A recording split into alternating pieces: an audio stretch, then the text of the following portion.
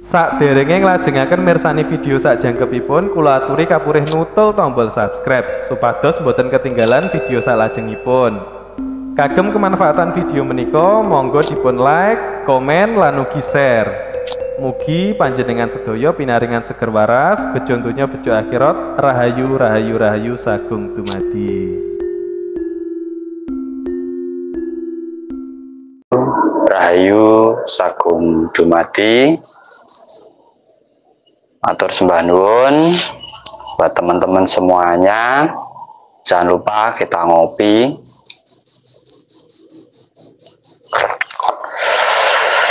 Tidak lupa saya ucapkan banyak terima kasih buat teman-teman yang selalu mensupport, selalu mendukung channel ini.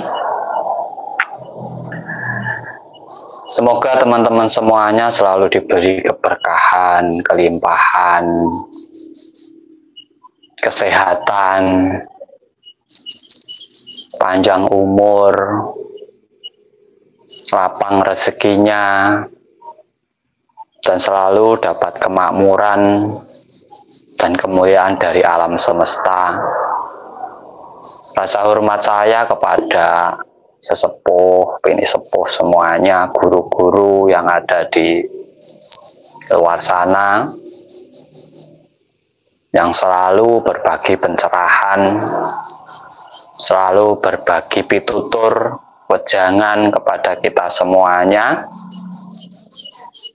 karena kita sangat membutuhkan wejangan-wejangan dari sesepuh-sesepuh semuanya untuk menambah pengetahuan dalam perjalanan hidup kita. Tema malam ini kita ngolah pikir noto rasa. Olah pikir menata rasa.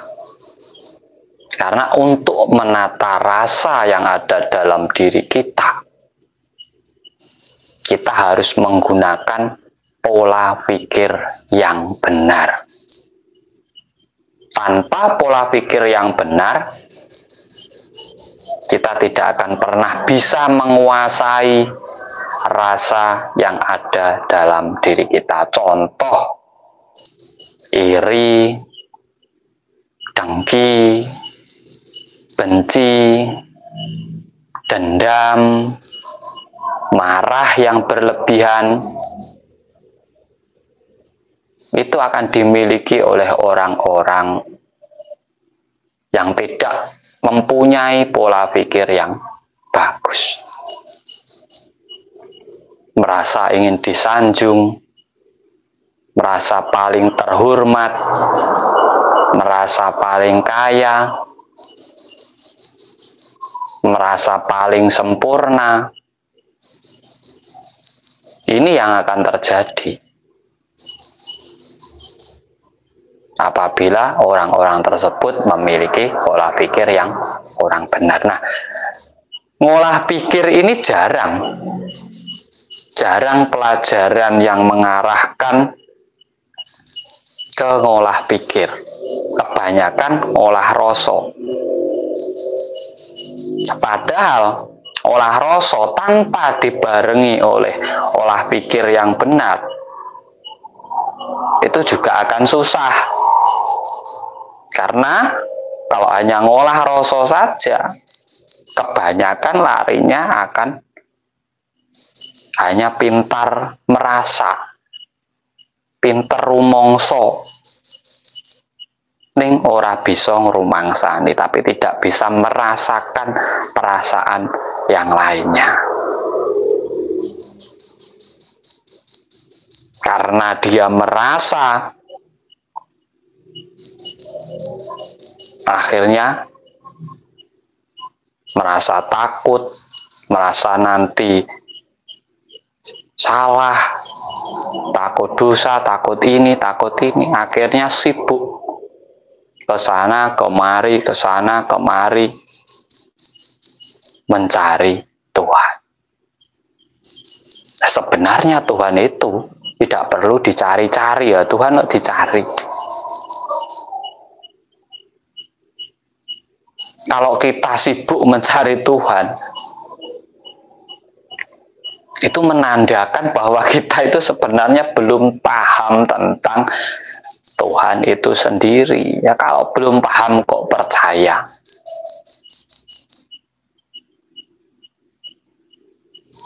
Yang nyata saja, yang sudah paham, yang tiap hari ketemu, yang tiap hari ngobrol, tidak dipercaya lah. Ini belum paham kok sudah percaya.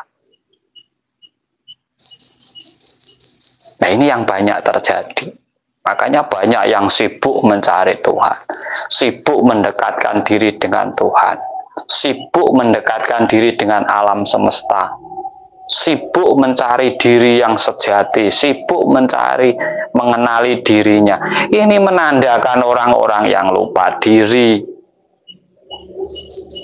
menandakan orang-orang yang tidak tahu diri, menandakan juga orang-orang yang masih bingung.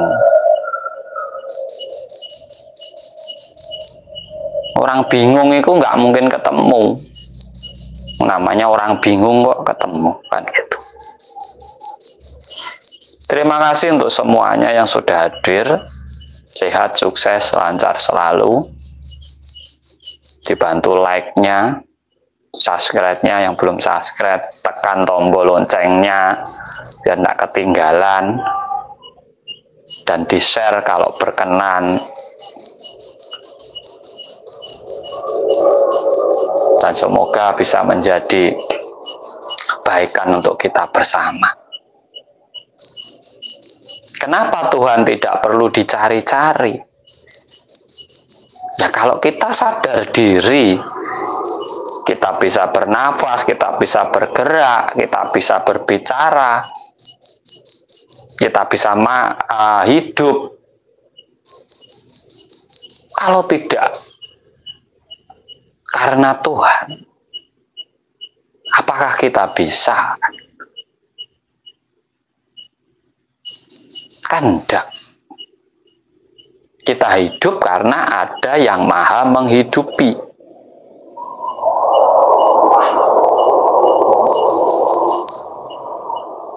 Nah, mungkin saking dekatnya sehingga membuat orang lupa diri dan akhirnya tidak tahu dan mencari-cari, mengikuti rasanya.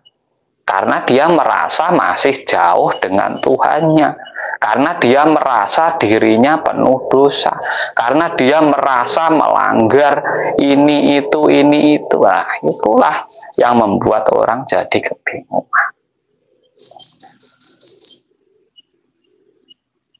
Dan di saat hidupnya susah, hidupnya sengsara, dia bilang cobaan dari Tuhan. Ya, Tuhan itu untuk apa nyoba kita? Untuk apa Tuhan mencoba makhluknya? Apa dia tidak percaya dengan makhluknya? Kalau tidak percaya, kenapa dilahirkan? Kenapa diciptakan? Kenapa dihidupkan? Sudah dihidupkan kok dicoba? Jadi ini yang jadi konsep seharusnya orang hidup itu. Sudah hidup, sudah dilahirkan, sudah diberi nyawa, kok dicoba, dites. Ya kan lucu.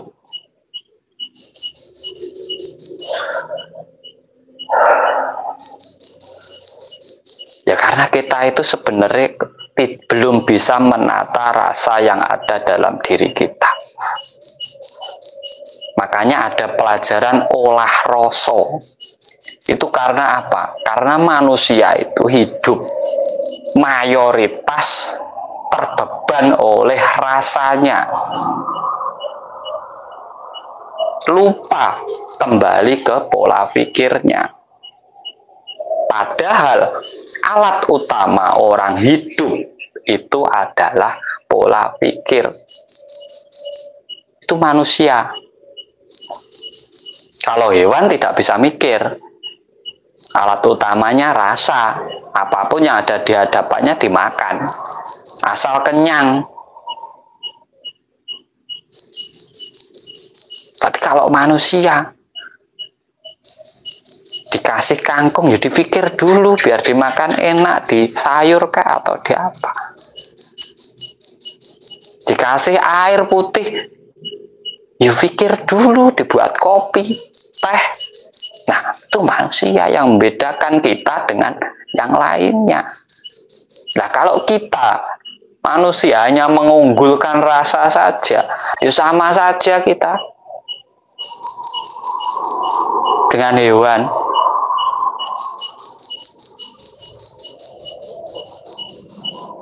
Disuruh ke timur, suruh ke barat, suruh ke selatan, suruh ke utara.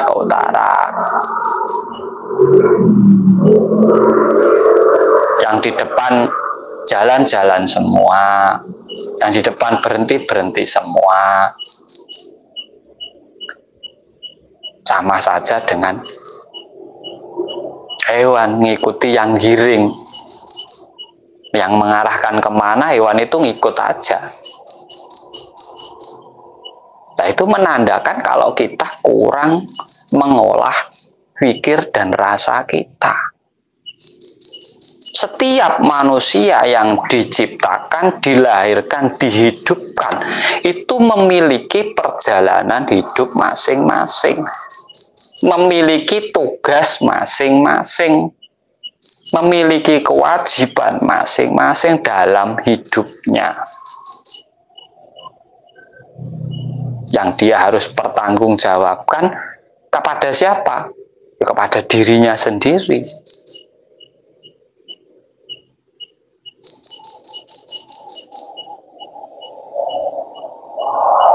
Sebagai contoh saja, kita sudah berani mau menikahi anak orang. Apakah semua sampai pasrahkan ke orang tua? Kan tidak mungkin. Ke Tuhan? Tidak mungkin. Ya kamu harus, kalau sudah berani, kamu harus tanggung jawab. Kamu harus tanggung jawab. Kalau ada sesuatu terhadap pasanganmu yang wajib disalahkan pertama kali bukan orang lain tetapi kita sebagai pemimpin rumah tangganya.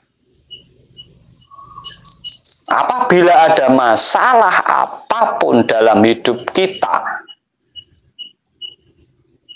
penderitaan apapun yang kita alami, sebenarnya itu awalnya dari diri kita masing-masing. Kalau kita mau berpikir lagi,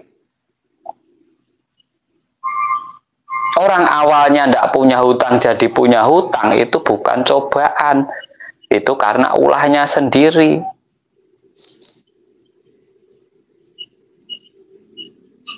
Orang bisnis jadi hancur, itu bukan cobaan, itu juga ulahnya yang berbisnis itu sendiri.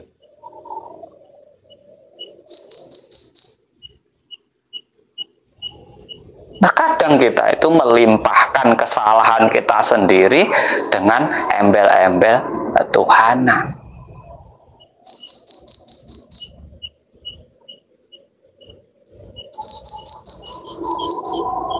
Ya karena kita apa? Kita itu tidak mau introspeksi diri. Kita tidak mau kembali ke diri kita sendiri.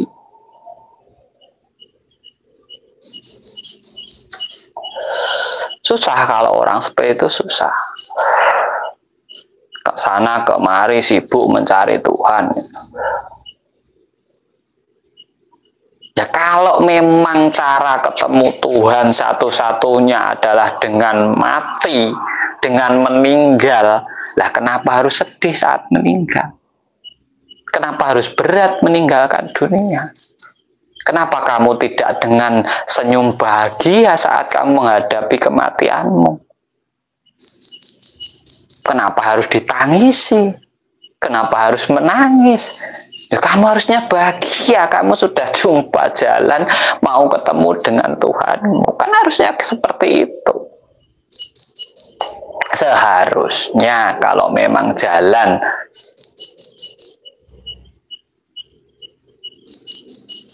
terus kalau di dunia nyari-nyari, ya nggak usah nyari ya.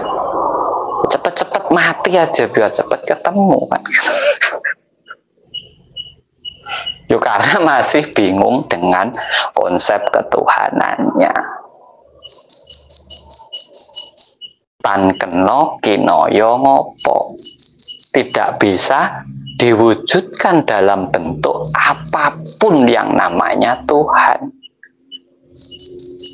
Sampean mau cari seperti apa? Wong tidak bisa kamu wujudkan seperti apa-apa.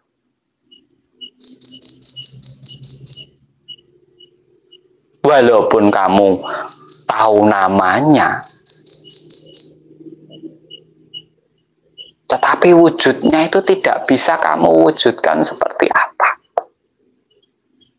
Bagaimana kamu mencarinya? Jadi kita harus benar-benar mendalaminya di situ agar kita paham dengan yang namanya konsep ketuhanan.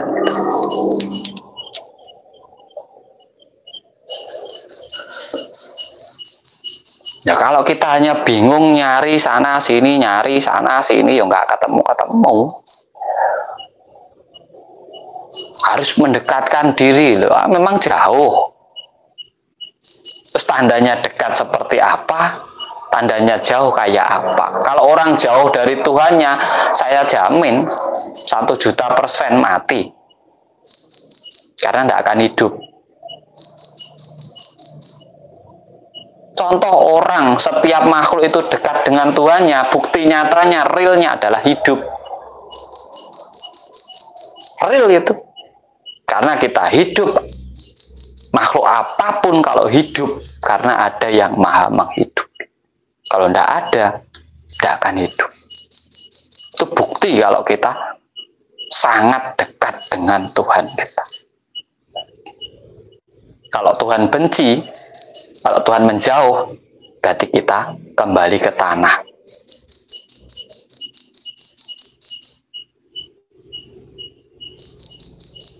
Kita kembali ke tanah. Nah, kita itu hidup karena mengikuti rasa, karena terbatas dengan aturan, makanya tidak bisa menikmati segala sesuatu yang diciptakan Tuhan untuk kita. Akhirnya apa hidupnya? Kurang bebas, kurang menikmati. Hanya was-was dan ketakutan. Lah, was-was dan ketakutan itu adalah mengikuti rasa. Kita tidak mau berpikir di situ.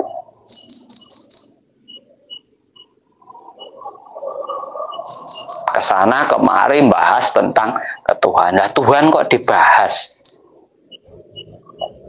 Ada yang merasa Tuhannya paling bagus, ada yang merasa Tuhannya lebih bagus.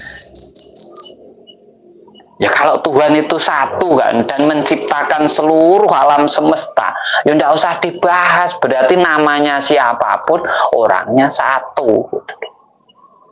Ngapain dibahas?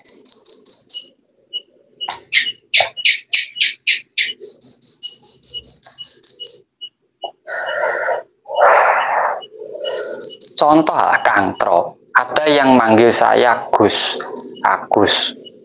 Oh Agus itu Bu Agus ini orangnya. Di sini Mandala, oh enggak, Kang Tro itu Bu Agus. Lah orangnya satu. Yang ini debat masing-masing, satu manggilnya Agus, satu manggilnya Kang Tro. Terus satu nyari namanya Agus, satu nyari namanya Kang Tro. Lah sebenarnya yang dicari ya sama. Ya karena belum tahu orangnya, ini akhirnya apa? Debat, ayel-ayelan, merasa Agus itu paling baik, merasa Kang Tro itu paling baik. Udah ini buat sendiri. Yang punya nama ngopi, walah, kayak bodohnya. Ngapain orang-orang itu?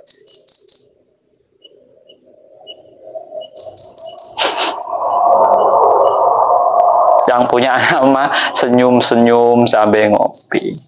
Ini orang dikasih hidup malah saling bertengkar, saling menjatuhkan, saling gini paling.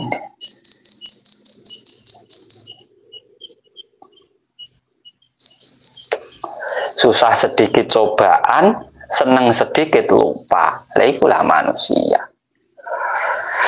Kopi nih ojo lali. Urip iku sing penting ngopi.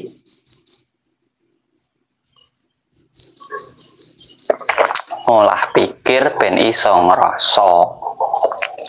Kita kalau sudah bisa ngolah pikir kita bisa menata rasa kita. Waktunya marah ya harus marah. Waktunya menasihati ya harus menasihati. Waktunya salah ya harus sadar kalau kita salah. Waktunya lapar ya harus makan. Waktunya haus ya harus minum.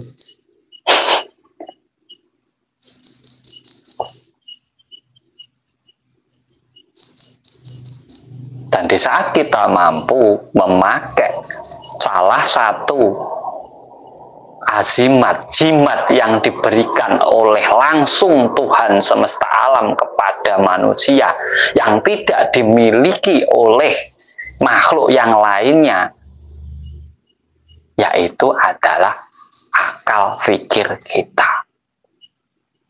Itu tidak ada yang memiliki selain manusia.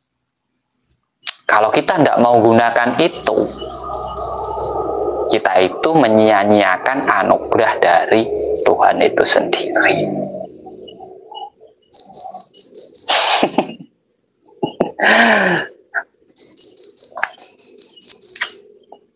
Ikulah diarani ngaji.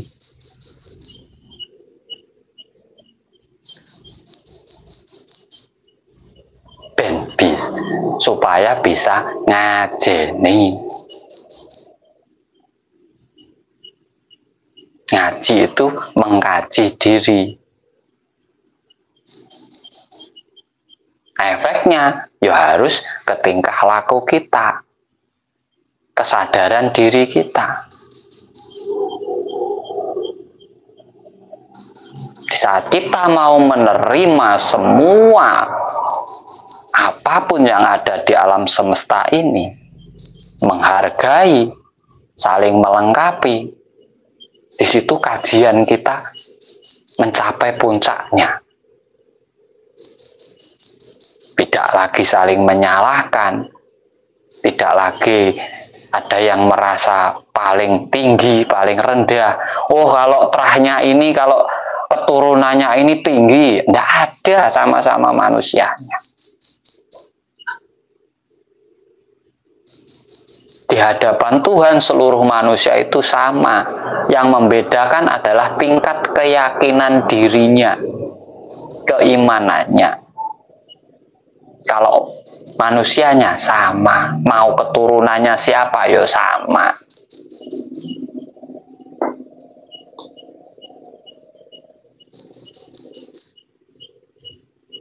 Karena kalau sampean mencari Tuhan dengan rasa, tidak akan pernah ketemu. Karena rasa sampean itu mudah berubah. Sekarang senang, besok bisa benci. Sekarang memuji, besok bisa memaki. Rasa sampean itu tidak tentu. Tetapi kalau kita mau mikir, pakai akal pikir yang benar, yang jernih, sampean tidak akan pernah berubah. Kalau saya manusia, mereka masih manusia, berarti kita sama-sama manusia. Tidak ada bedanya. Kalau saya manusia ciptaan Tuhan yang Maha Kuasa, hewan itu juga ciptaannya, berarti sama ciptaan Tuhan yang Maha Kuasa. Kalau seluruh alam semesta ini ciptaan Tuhan, ya tidak ada yang bisa kita salahkan. Ya, semua ciptaannya. Baru kita bisa menata rasa kita. Oh, ke hewan saya harus menghargai juga. Oh, ke alam semesta saya juga harus melestarikan. Air harus kita jaga, angin kita jaga.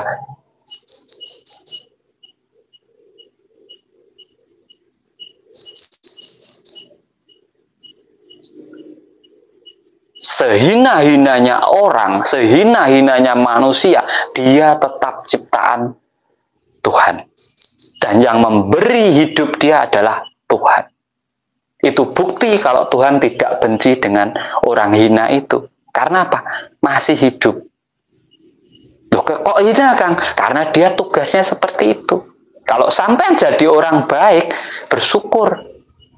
Kalau sampai dijadikan yang hina ini, sama juga akan ngeluh paling.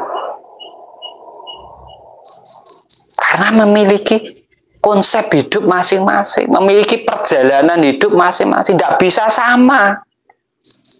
Itu yang harus kita sadari. Gak ada, orang itu tidak bisa sama.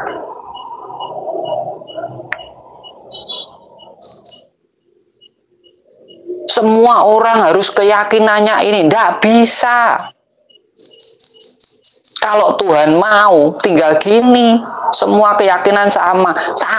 Kenapa enggak?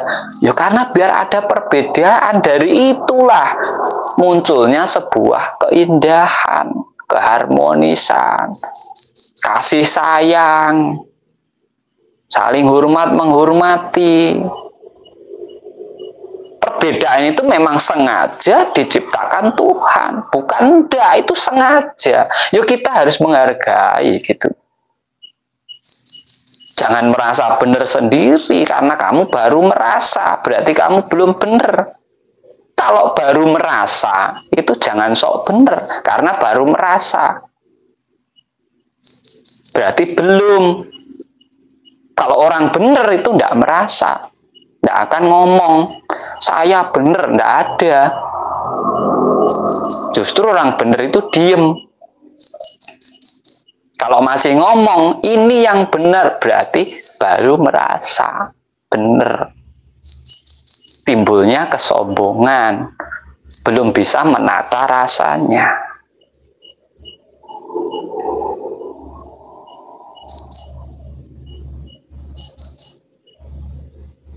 Makanya ilmu hidup itu luar biasa. Butuh kesadaran diri yang tinggi. Apabila akal fikir kita baik, maka seluruh tubuh kita baik. Tapi kalau akal pikir kita sudah tidak baik, semua tubuh itu jadinya tidak baik. Sarafnya ada yang konslet satu itu aja, stroke. Dari otak ini ada yang tersumbat satu itu aja. Nanti tangan ini tidak bisa gerak. Ada yang sumbat sini nanti mulutnya mencong.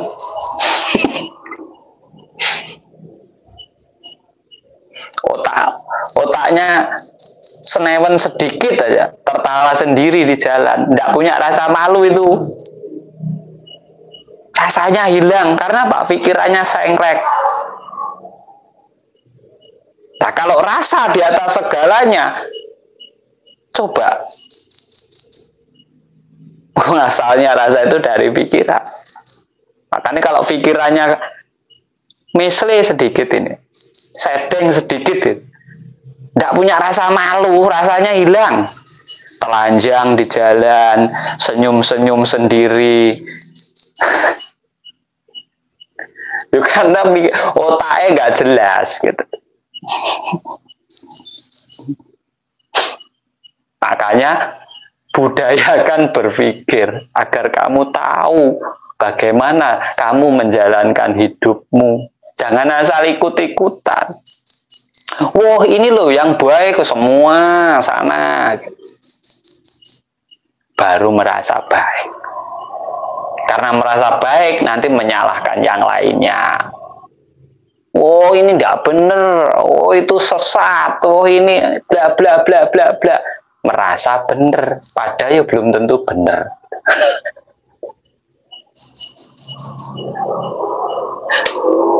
Makanya jadi jin itu paling susah. Jin itu tidak salah pun jadi disalahkan gitu loh. Jadi jin itu mau baik kayak apa tetap salah.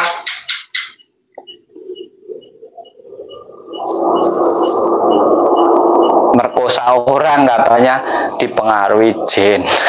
Bunuh orang katanya dipengaruhi jin. Hilap, ganggu setan. Nyuri katanya pengaruhi jin. Jinnya itu tidak pernah nyuri. Jin itu tidak ada tugas nyuri, itu nggak ada. Apalagi bunuh orang, itu nggak ada jin itu. Ada orang tukang nyantet katanya nyuruh jin loh. Jin itu tidak bisa disuruh ya. Jin itu suruh nyembah orang aja tidak mau. Adam itu tidak mau, dia hanya menyembah kepada Tuhan. Selain kepada Tuhan tidak mau jin itu. Dan tugasnya cuma menggoda, tidak membunuh, tidak menyakiti, hanya menggoda dari dulu. Jangan disalahkan, yang salah itu yang tergoda.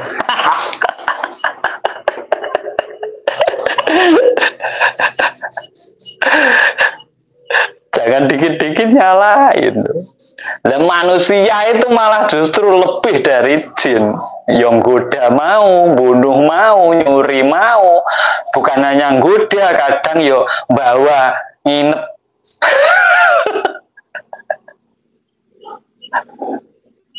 Manusia tidak hanya goda, kadang yo diajak nginep juga.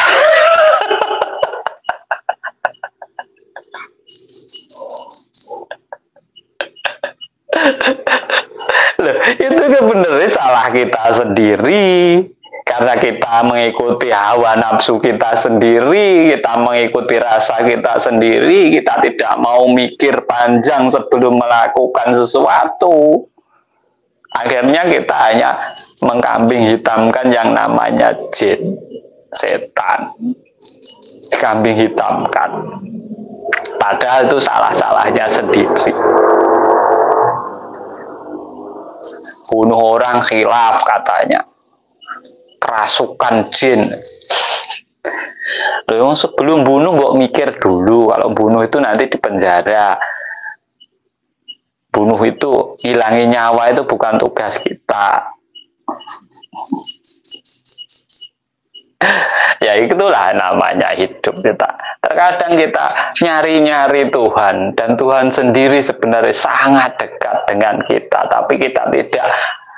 Justru kita itu tidak merasa dekat dengan Tuhan kita. Kita cari ke sana ke sini. Kita sibuk mendekatkan diri dengan Tuhan.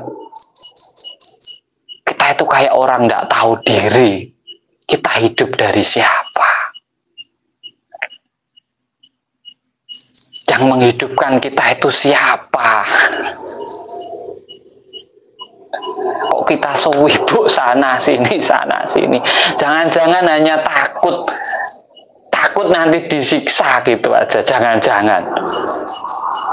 Ya kalau memang yang nyiksa Tuhan, ya biarin dong kita itu ya hidup itu yang hidupkan dia kok.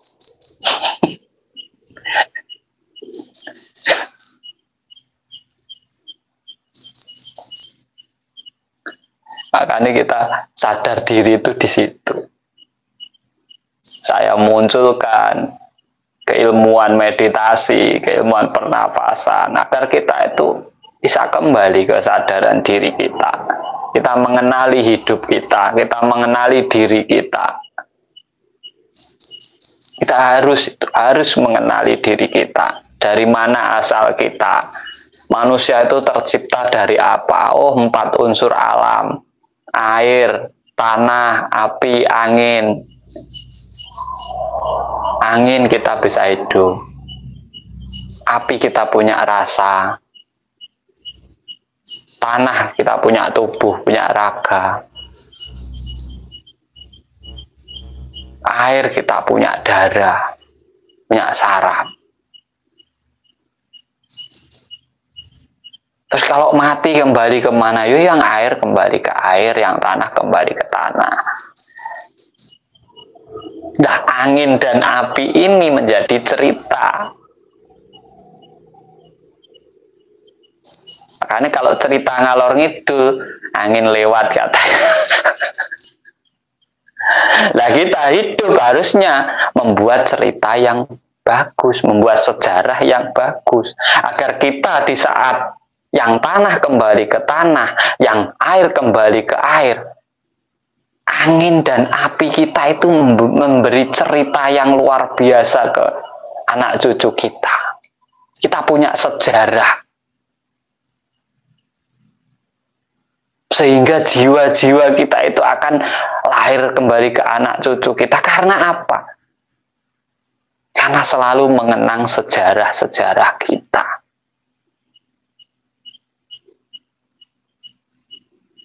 Banyak spiritual itu. Ketemu dengan leluhur. Ke makam, nanti ditemui leluhur. Omong kosong. Leluhur yang sudah meninggal tidak akan menemui kita.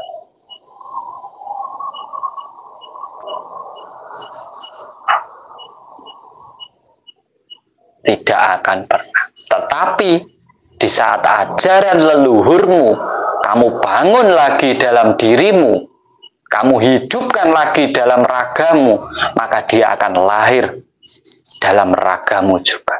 Karena darahmu adalah darah leluhurmu. Itu cara menghidupkan leluhur dalam diri kita. Kalau ke makam sana sini itu hanya kita menapak tilas sejarahnya. Kayak apa toh cerita leluhurku? Kita itu disuruh ke makam itu biar kita bisa mencermati sejarah dari leluhur kita sendiri. Apa sih ajarannya dia?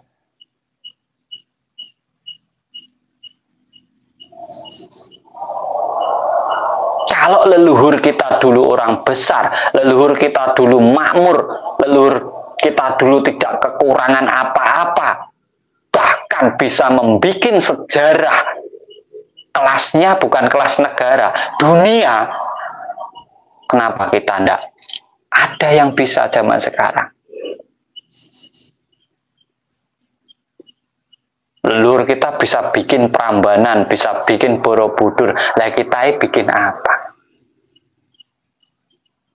Katanya modern, adanya cerdas, katanya teknologi canggih. Apa yang kita bisa buat? Nggak punya cerita apa-apa. Hanya apa yang kita bisa buat sekarang? Bertikai, berdebat sana sini, cari pembenaran, menjatuhkan sesama saudara sendiri. Budaya leluhur, adat leluhur, ajaran leluhur dianggap nggak baik. Ya, kalau ajarannya nggak baik, kenapa mereka dulu makmur? Kenapa dia bisa dulu menguasai dunia, kok kita sekarang yang katanya baik kok nggak bisa?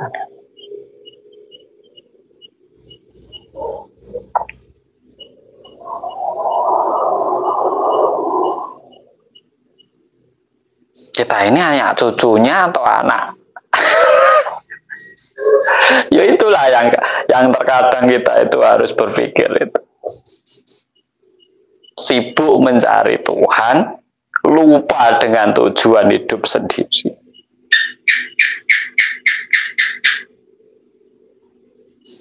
Mencari tanpa tujuan itu juga nol. Coba cari tujuan hidupmu, kamu akan ketemu dengan Tuhan. Kalau kamu sudah mencapai puncak dan berada di tujuan hidupmu yang sebenarnya, mendapatkan kemakmuran, maka kamu juga akan ketemu dengan sendirinya dengan Tuhan. Tapi kalau nyari Tuhan, lupa tujuan hidupnya, omong kosong. Kamu hanyalah sebagian dari orang-orang yang bingung, yang mabuk.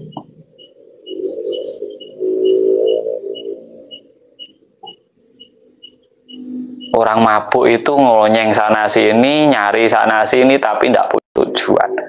Namanya orang mabuk, orang bingung.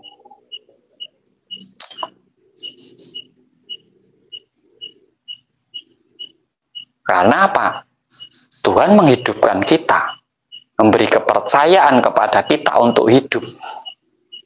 Berarti ada tujuannya. Kalau tidak ada tujuannya, tidak mungkin kita dihidupkan. Mending cari aja tujuanmu apa hidup itu. Karena apa? Di saat kembali kamu ditanya.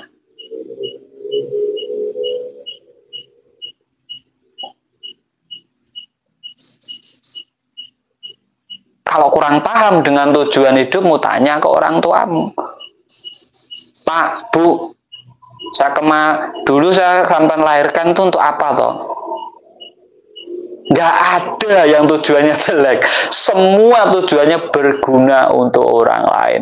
Menjadi orang yang bijaksana, bijaksini, berguna untuk orang lain. Semua tujuannya pasti itu. Nah, kalau kita tidak baik sekarang, berarti yang salah bukan yang melahirkan, tetapi kita sendiri. Jangan menyalahkan. Itu pilihan kita.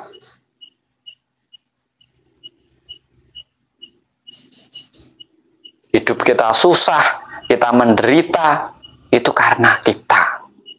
Tidak ada karma dari leluhur turun ke anak cucu. Karma kok turun. Kesalahan leluhur kok nurun, itu nggak ada.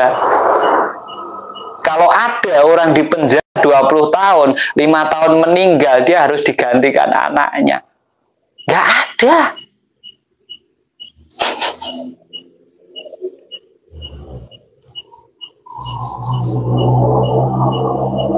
Itu harus dipahami, jadi jangan disalahkan. Leluhur kita dulu itu ajarannya luar biasa. Bahkan kitabnya aja tidak di sini, dibawa semua ke barat. Dipelajari di sana, diteliti sampai sekarang. Itu kitab leluhur kita. Kita ini bikin kitab apa yang bisa dipelajari? Nol. Orang pinter sekarang banyak. Yang menciptakan sejarah tidak ada. Orang dulu katanya orang bodoh, budayanya tidak baik, pemuja setan ini, tapi bikin sejarah. Bukunya aja dipelajari di luar negeri. Kita itu jadi gini gara-gara kehilangan buku itu. Itu yang harus kita sadari sebenarnya. Jangan bukumu dibawa, yang bawa ngasih kamu buku baru, kamu ini susah ya. Susah bro kalau gitu bro. Karena apa? Kalau diajari ketuhanan leluhur kita dulu, jelas. Karena keyakinan leluhur kita dulu itu luar biasa. Bahkan agamanya hanya keyakinan, kapitayan, yakin kalau Tuhan itu ada. Kalau ditanya seperti apa Tuhanmu, tan keno kinoyo ngopo, tidak bisa diwujudkan apa. Sudah tahu, sudah paham sebelum ada agama masuk Nusantara ini, sudah paham itu, ora usah diajari. Gak usah ngajari bebek ngelangi nih. Ajarannya aja sudah budi pekerti, tata krama, itu sudah puncak ajaran hidup itu. Tulis sampai teliti coba, seluruh agama ini puncaknya apa? Mengajarkan apa? Akhlak, budi pekerti, tata krama. Puncaknya itu sampai. Itu sudah diajarkan dulu. Leluhur kita sudah ketemu itu. Makanya di sini juga ada budaya ketimuran yang luar biasa. Menjadi mercusuar dunia, seluruh dunia belajar ke sini karena belajar asiknya, bukunya sekalian dibawa ke sana. Yang di sini tidak ditinggali apa-apa, ditinggali sejarah, sejarah yang ditulis baru. yang akhirnya membingungkan anak cucu itu sendiri. Ya makanya kita harus paham di situ.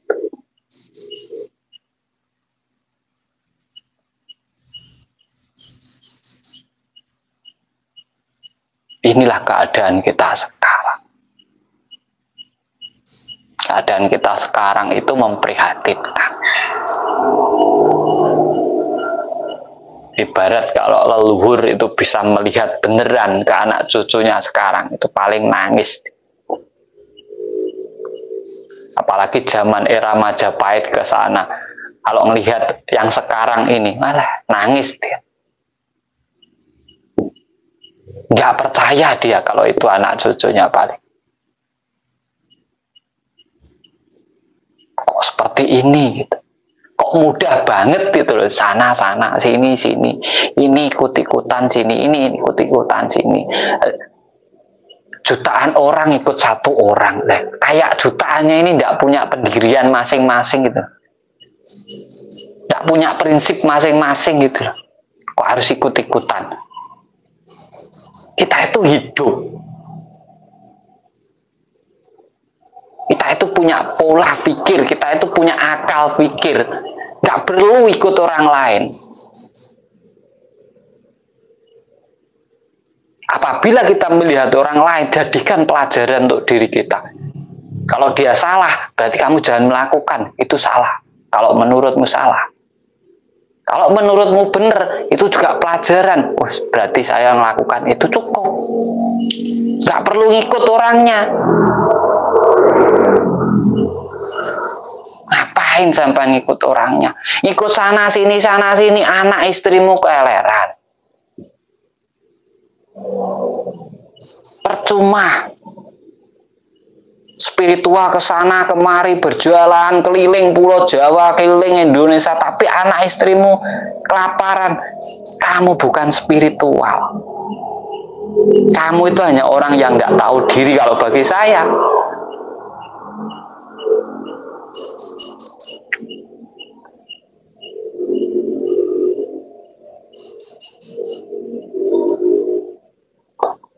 Ya tidak akan ketemu kalau anak cucunya aja orang bingung kok. Jadi mereka itu nggak mau masuk ke orang-orang bingung. Orang bingung kok diajak berjuang.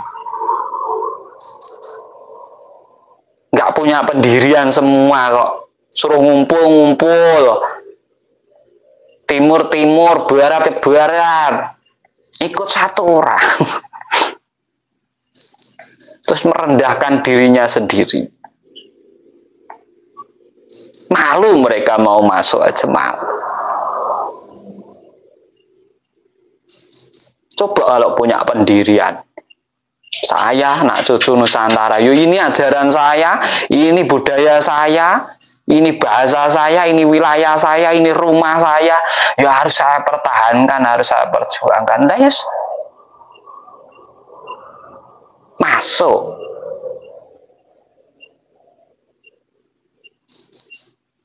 Contoh aja lah, aku orang Jawa. Wah.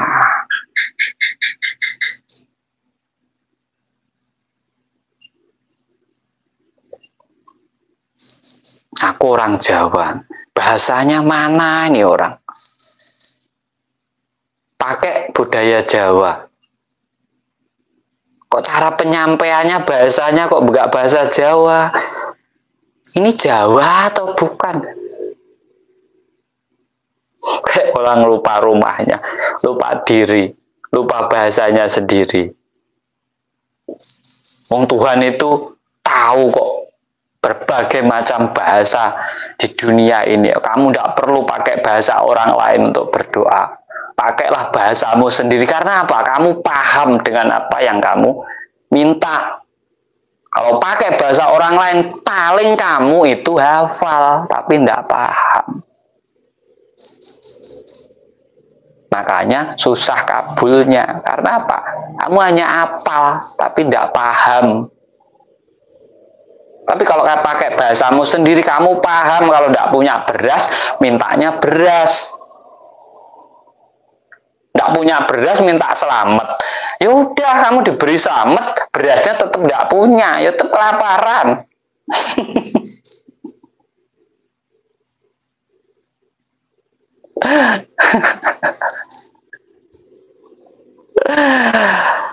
Semoga ini bermanfaat buat semuanya.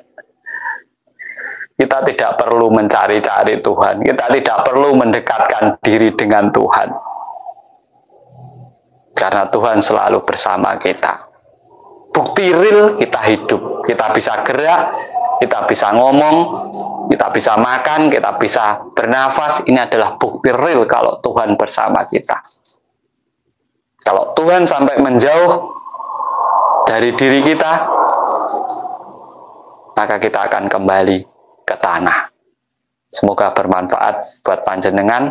Semua yang hadir sehat, lancar rezekinya, makmur hidupnya, kembali kesadaran dirinya, saling menghargai, saling menghormati, saling melengkapi, makmur, diberkahi oleh alam semesta. Salam cerdas, salam rahayu.